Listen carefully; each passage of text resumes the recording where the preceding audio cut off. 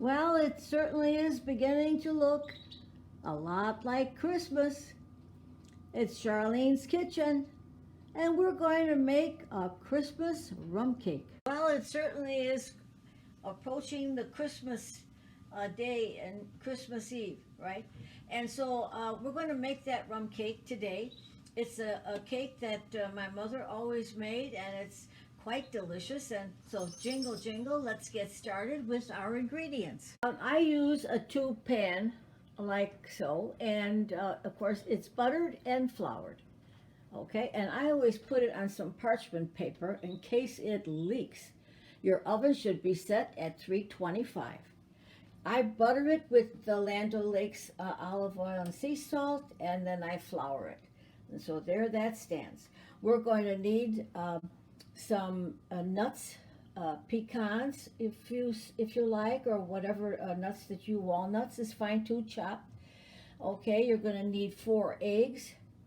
You're going to need a quarter of a pound of butter. You're going to need some oil. You're going to need a 1 box of any kind of, whichever you like, yellow cake mix. You're going to need a bottle of rum. You're going to need vanilla, instant pudding and pie filling, 1 box of that. And you're going to need your trusty little mix master over here. And so we're going to start. Okay, so right off, we're going to, into that pan that we buttered and floured, I'm going to drop a cup of pecans or walnuts, whatever is your choice, whatever you would like. So we have that ready. As soon as our batter is ready to go, we're going to drop that in there. So now, let's start off with our cake mix. Any yellow cake mix that you like to use, Betty Crocker's or Duncan Hines, they're all good. They're all good. All right. Then we're going to put in our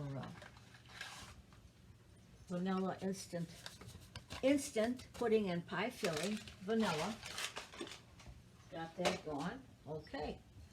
Now we're going to add our 4 eggs. Wait, let's see now. Is that how they put in this? Yeah. We're going to put the eggs in there. Yeah.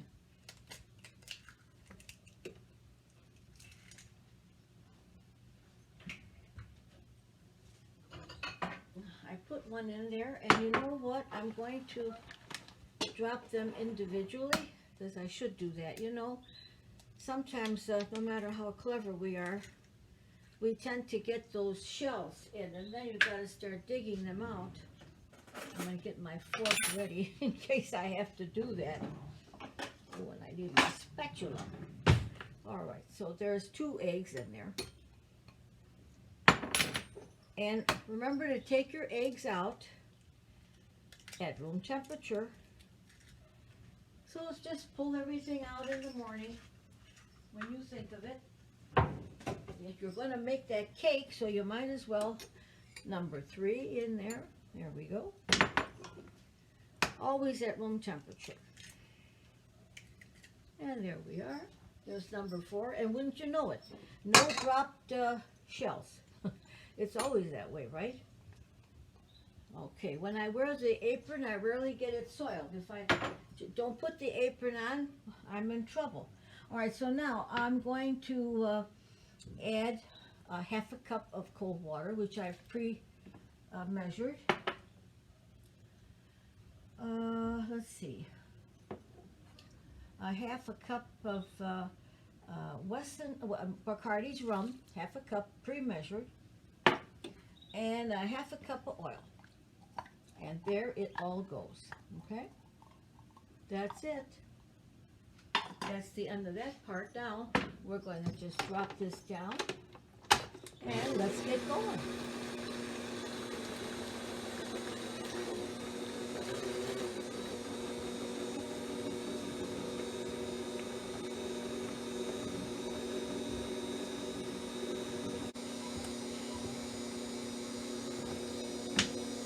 I'd say that looks pretty good.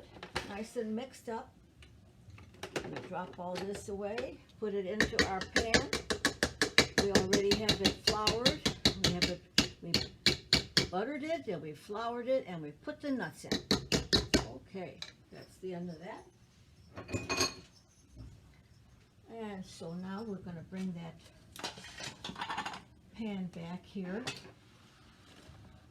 and see if I can do this without schlupping anything.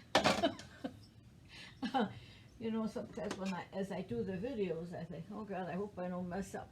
So here we go. We're going to just start doing this.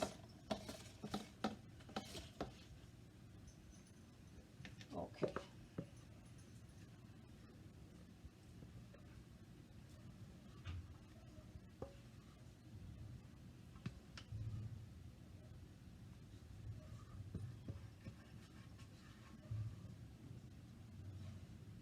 And there we go.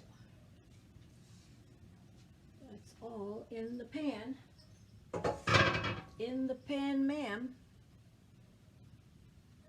Okay. It looks right.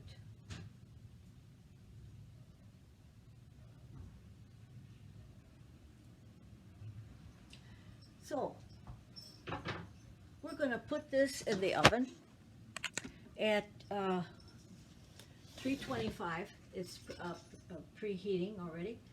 So now we've got a little saucepan, and with this rum cake, excuse me a minute, with this rum cake, and you make a glaze, a rum glaze, and that's what makes it, oh boy, you know, really good with a cup of coffee, right? Okay, so we're going to drop this back down to our little saucepan, and this is really fairly quite simple. Now I'm going to make it on a low flame, and I'm going to put a quarter, that's 4 tablespoons of butter, okay, into the saucepan. We want to melt the butter. I also wanted to mention, I don't think I did, that the cake is in the oven for 1 hour at 325. 1 hour. So the cake is still baking away, and we're going to make our glaze, okay? All right, and that butter is cooperating very quickly. And that too, I had it out already at room temperature.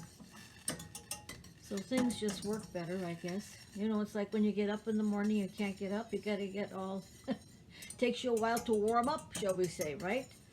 Oh my goodness, I never thought it would be quite like this. But anyway, we just have to keep moving, no matter what, no matter what. And you know what? When you do that, you start feeling a lot better. If you continue to sit there and feel bad, you know, it's no good. You got to get up. Got to get up. So now, let's see. We've got the 4 tablespoons of butter in there, and we're going to stir in the water, a quarter of a cup, only a quarter of a cup of water.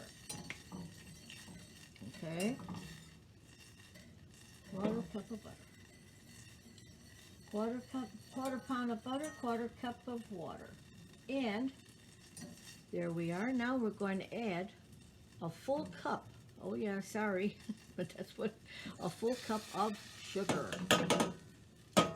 My mother found this little recipe. I think some of you older gals out there might know this recipe. It went around to all the aunts. I know that this all came down the line, you know.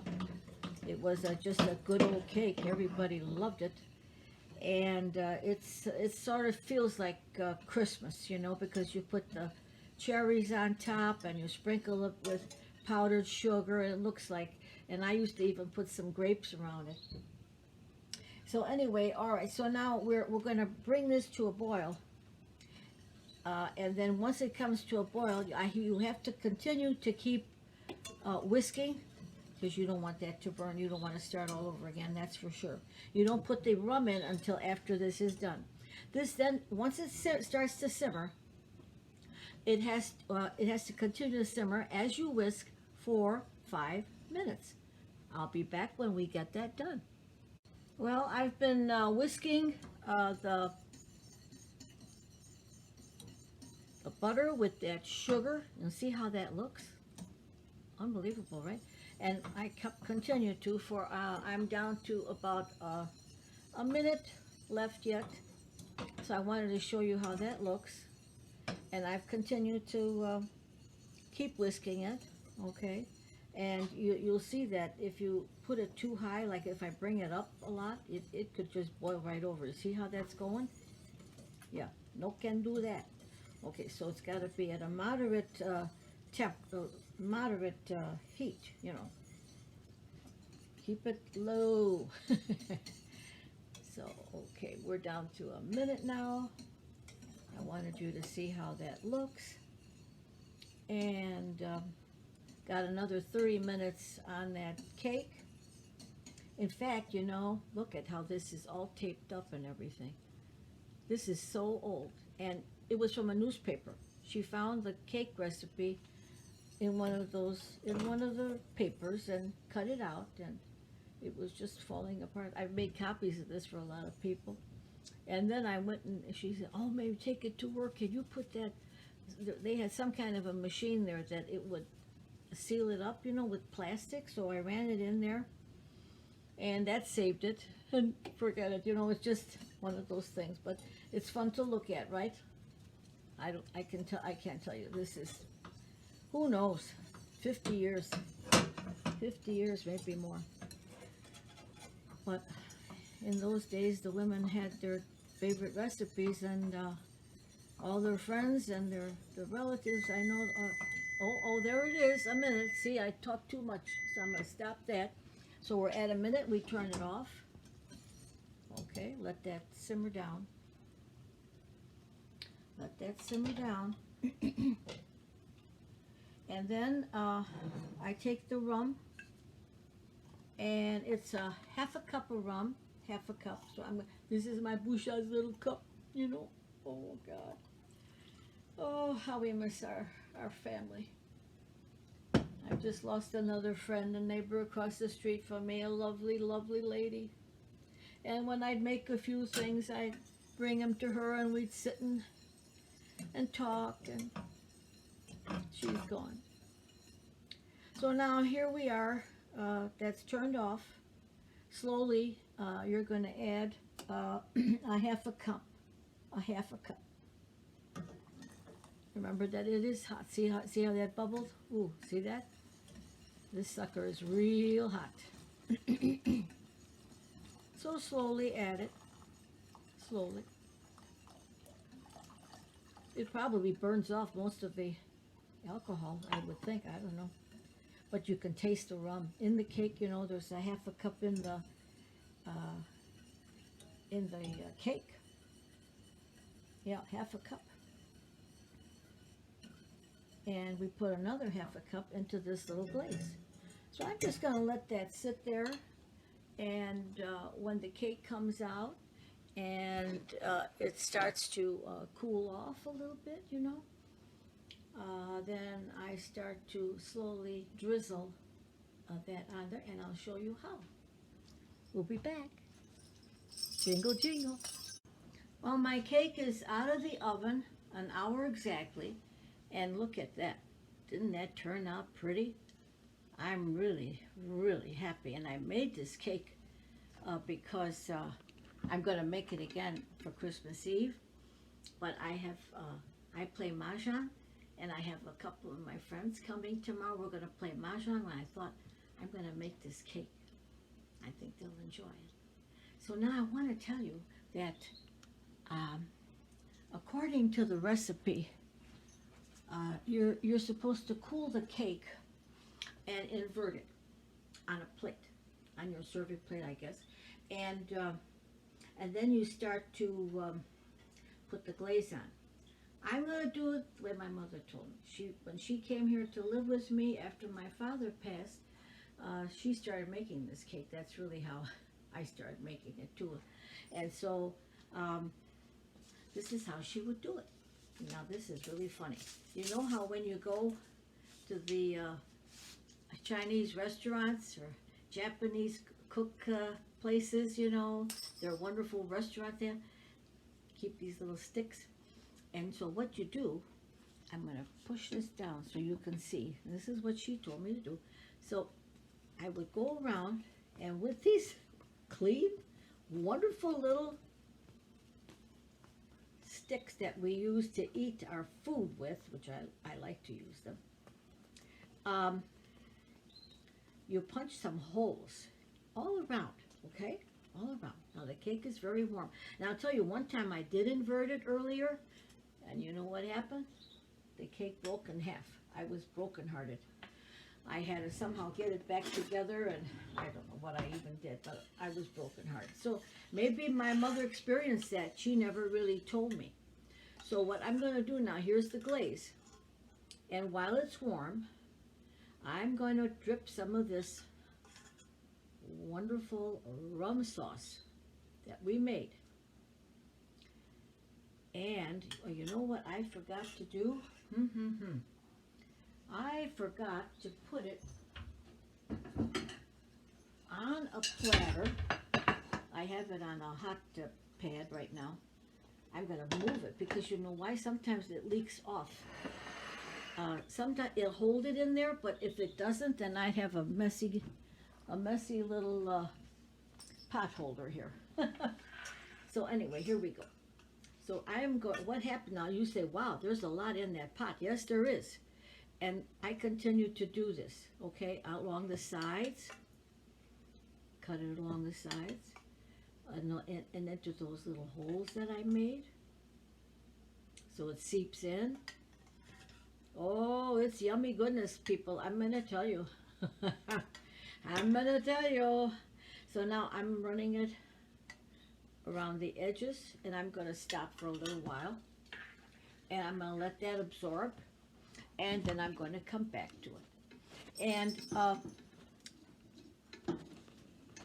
what I do, perhaps later tonight, and I'll show you when I do. I'm gonna, because I'm not. This is for tomorrow morning anyway. So I'm gonna invert it, and then I'm going to show you how I finish it off. Okay.